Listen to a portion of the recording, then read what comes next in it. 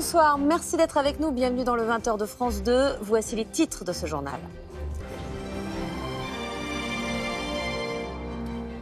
Dunkerque et son agglomération vont donc être reconfinés le week-end. Le ministre de la Santé, Olivier Véran, l'a annoncé en fin d'après-midi après avoir rencontré les élus sur place.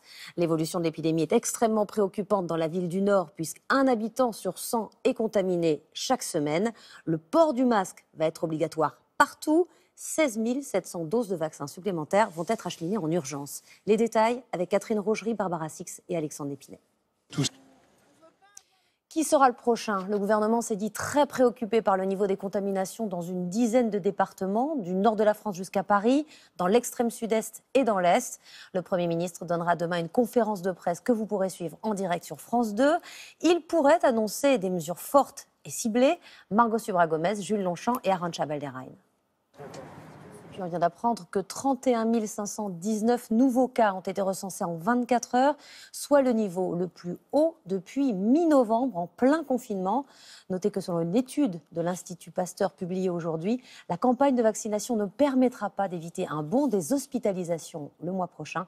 Il pourrait même être supérieur au pic de la première vague, selon l'Institut. À partir de demain, vous pourrez vous faire vacciner contre le Covid chez votre généraliste si vous êtes âgé de 50 à 64 ans et que vous souffrez de comorbidité. Les médecins ont d'ores et déjà réservé des doses, mais leurs patients ne sont pas toujours emballés par la perspective de recevoir le vaccin AstraZeneca. Il n'a pas très bonne réputation. Radija Adarezig, François Dérault. D'autres vaccins arriveront sur le marché en mai. Le CureVac est celui de Johnson & Johnson. L'agence américaine du médicament a confirmé aujourd'hui qu'il était efficace contre les variants sud-africains et brésiliens. Ces variants qui font peur et que désormais l'on traque. L'Institut Pasteur notamment est chargé de les surveiller. Voyez ce reportage de Frédéric Prabono et Giona Messina. Bonsoir Damien Mascret. Bonsoir. Alors on surveille le virus, on commence à mieux le connaître et aussi à mieux le combattre. La France vient d'ailleurs de faire un chèque de 170 millions d'euros pour acheter un traitement qui a fait ses preuves. Oui, c'est le BC. C'est ça. C'est un traitement qui est effectif. Mais parce qu'il coûte cher aussi. Il coûte cher, c'est vrai, mais il y a d'autres impératifs pour l'utiliser pour que ça reste intéressant. D'abord. Merci Damien. Revenons aux conséquences des nouvelles mesures anti-Covid. À Nice, l'annonce lundi d'un confinement le week-end en pleine vacances scolaires a provoqué immédiatement des annulations en série dans les hôtels déjà peu fréquentés. Les touristes qui n'ont pas renoncé aux vacances iront un peu plus loin. Reportage d'Audrey Richier et Virgilie Hadot. Nous évoquions hier le foyer de contamination au sein de l'équipe de France. Pourquoi de jeunes adolescents se sont-ils donné rendez-vous armés de couteaux, de barres de fer pour se battre jusqu'à se tuer? Hier, un garçon de 14 ans est mort poignardé à Boissy-Saint-Antoine au cours de l'affrontement de deux bandes rivales de communes voisines. Et puis dans l'enquête sur l'autre rixe à Saint-Chéron, dans laquelle une fille de 14 ans est morte poignardée lundi soir, 6 adolescents âgés de 14 à 16 ans ont été présentés à un juge d'instruction. Le parquet a requis le placement en détention pour l'un d'eux, soupçonné d'avoir porté le coup mortel sur la collégienne. Le ministre de l'Intérieur a annoncé hier soir l'envoi de renforts, 60 gendarmes à Saint-Chéron, 30 policiers à Boussy-Saint-Antoine. Ces deux villes sont situées dans l'Essonne, le département le plus touché de France par le phénomène. Pourquoi? Olivier Feignet, Éric Pelletier et Stéphane Guimau. Les données médicales de près de 500 000 personnes ont été divulguées sur le net par des pirates informatiques. Une affaire révélée par le journal Libération. Ces données, âge, adresse, numéro de sécurité sociale, groupe sanguin sont confidentielles. Elles proviendraient de laboratoires de biologie médicale du nord-ouest de la France. Explication d'Ambroise Boulez, Hervé Pozzo avec notre bureau de Toulouse. Ils sont pensionnaires de maisons de retraite, mais ça ne les empêche pas de rêver, de voyages, de découvertes.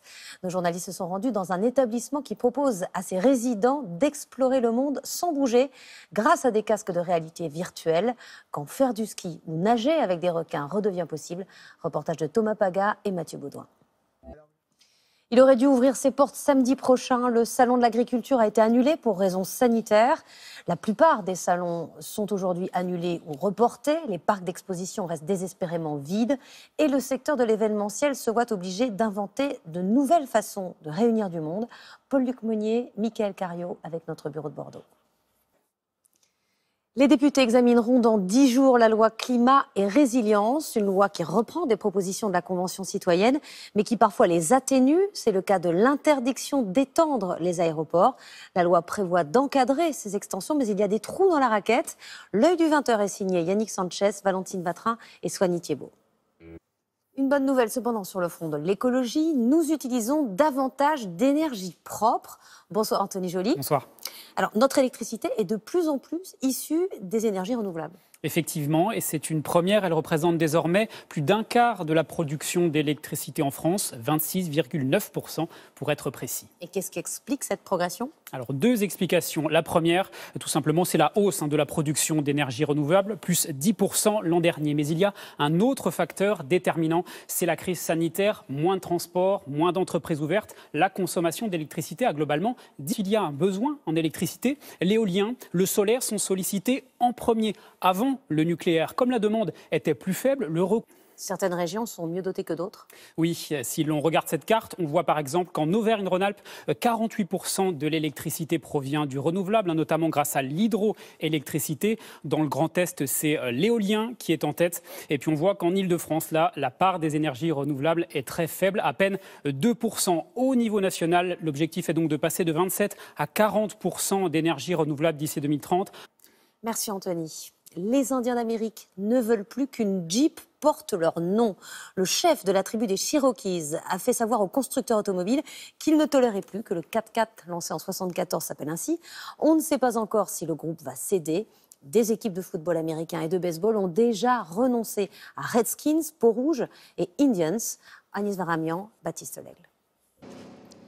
En ce mois de février, nous avons battu des records de chaleur en France pour la saison, notamment dans le nord-est du pays. Il a fait jusqu'à 22,8 degrés à Saint-Jean-de-Maurienne, en Savoie, 22,2 à Colmar et 19,6 à Calais. Alors nous vous proposons un choc thermique et nous vous emmenons à présent au pays du froid, l'Islande.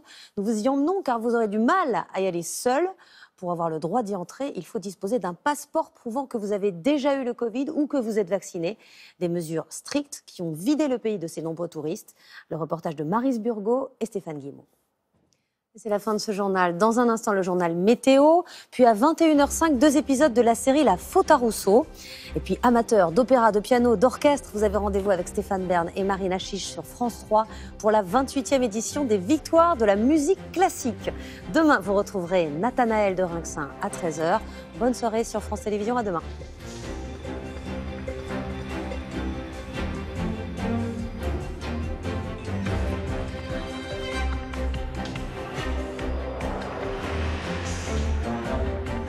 Retrouvez toute l'actualité en continu sur France Info, Canal 27.